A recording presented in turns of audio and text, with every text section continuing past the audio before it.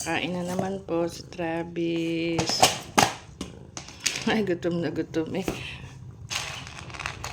Kakagising lang, inahingi na agad. Mimix natin to. Yeah. Bagong pagkain ni Travis. Yan.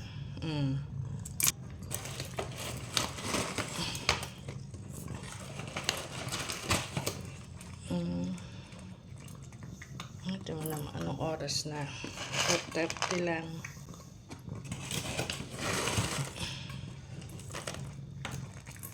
Yan, mamaya na uli ha. Gutom na gutom. Pagkakagising gusto na agad kumain ng aming Travis.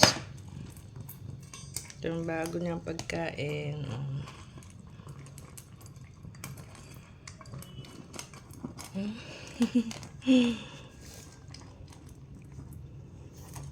Wait, dandahan.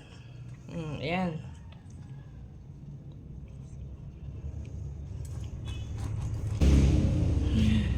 Gigising na sa kwarto gutom, kakain daw.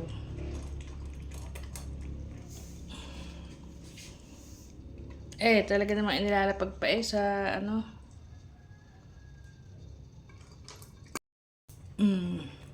Uubusin ha.